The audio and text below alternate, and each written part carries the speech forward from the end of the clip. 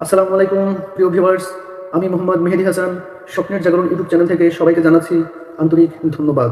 প্রিয় ভিউয়ার্স, আপনাদের সামনে আজকে গুরুত্বপূর্ণ একটা ভিডিও নিয়ে চলে আসছি। থাম্বনেল এবং টাইটেল দেখে আশা করি বুঝতে পেরেছেন। আপনাদের কাছে যদি ভিডিওটি ভালো লেগে থাকে তাহলে একটা লাইক করে দিবেন, একটা কমেন্টস করে দিবেন। এখনও যারা আমার চ্যানেলটি সাবস্ক্রাইব করেননি তারা অবশ্যই আমার চ্যানেলটি সাবস্ক্রাইব করে দিবেন। প্রিয় ভিউয়ার্স, আজকের বিষয় হচ্ছে মেশিনের কিভাবে যত্ন নিতে হবে। আসলে মেশিনের যত্নটা কি, এটা আসলে অনেকেই জানে না। কিভাবে মেশিনের যত্ন নিতে হবে এটা অনেকে জানে না, আবার অনেকে জানে কিন্তু আসলে মেশিনের কেউ যত্ন নেয় না। যদি আপনি যত্ন নেন তাহলে মেশিন বছরের পর বছর আপনার মেশিনটা থাকবে একদম নতুন। দেখা যায় মেশিনের এই যে সাল বাকলা উঠে যায়, দেখতে পাচ্ছেন? মেশিনের সাল বাকলা উঠে যায়, মেশিনের সাল বাকলা উঠে যায় কিন্তু মেশিন চলবে নতুনের থেকেও ভালো, আরও সুন্দর করে চলবে। তবে প্রিয় ভিউয়ার্স, আজকে আমরা আলোচনা করব মেশিনের কিভাবে যত্ন নিতে হয়। মেশিনের যত্ন না নিলে মেশিনের কী কী ক্ষতি হয়, এবং মেশিনের যত্ন নিলে মেশিন কিভাবে ভালো থাকে, মেশিন কিভাবে সুন্দর থাকে, মেশিন কিভাবে খুব ভালো চলে, আজকে সেটাই দেখাবো। প্রিয় ভিউয়ার্স, এখন চলে আসছি মেশিনে যত্ন নেওয়ার প্রথম স্তরে। আপনারা ভাবতে পারেন যে মেশিনে যত্ন নেওয়ার আবার প্রথম ধাপ কি, আবার দ্বিতীয় ধাপ কি এবং তৃতীয় ধাপ কি। আজকে 3টে স্তর দেখাবো, আপনারা গুরুত্ব সহকারে ভিডিওটি দেখেন, আশা করি উপকৃত হবেন।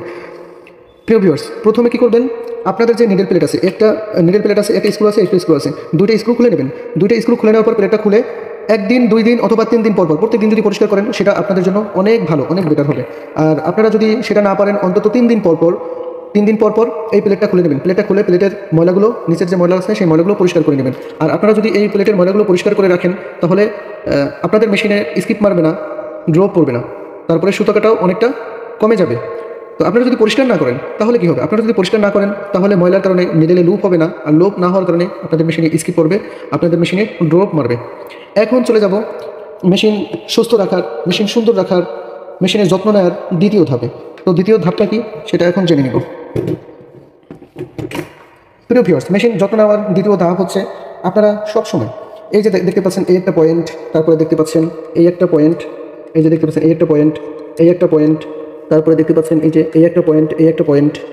এগুলো হচ্ছে এই মেশিন ঘুরালে, মেশিনের পুলি ঘুরালে এইগুলো আপ ডাউন করে। এই যে দেখতে পাচ্ছেন এখানে একটা বুশ আছে।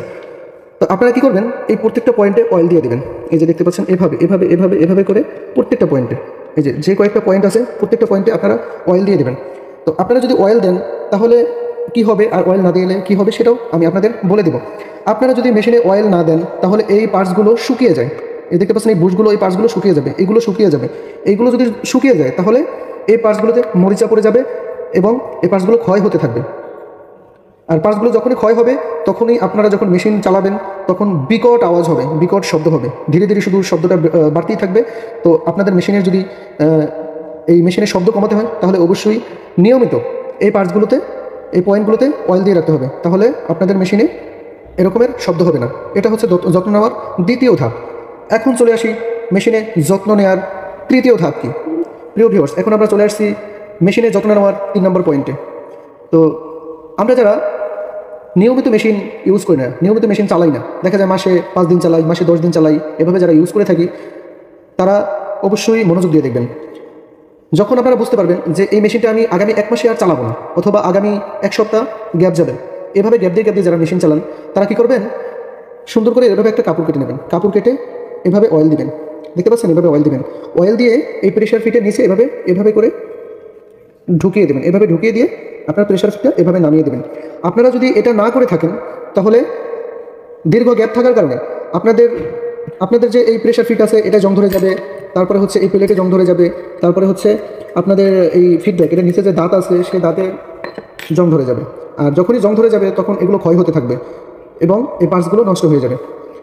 আশা করি আপনারা যারা এই 3টা পয়েন্ট এতক্ষণ ধরে দেখেছেন, আপনারা যদি এই 3টা পয়েন্ট ফলো রাখতে পারেন, আপনারা যদি এভাবে মেশিনের যত্ন নিতে পারেন, তাহলে আশা করি বছরের পর বছরও মেশিন ইউজ করার পরে আপনার মেশিনটা থাকবে নতুন। হয়তোবা আপনার মেশিনের ছালবাকল উঠে যাবে কিন্তু আপনার মেশিনটা চলবে নতুনের থেকেও সুন্দর। আপনাদের যাদের এই ভিডিওটি ভালো লেগেছে, যাদের একটু হলে উপকার হয়েছে, তারা অবশ্যই ভিডিওটিতে একটি লাইক দিয়ে দিবেন, সুন্দর করে একটা কমেন্টস করে দিবেন এবং শেয়ার করে দিবেন, আর আমার চ্যানেলটি সাবস্ক্রাইব করে দিবেন। এতক্ষণ সঙ্গে থাকার জন্য আপনাদের সবাইকে অসংখ্য ধন্যবাদ।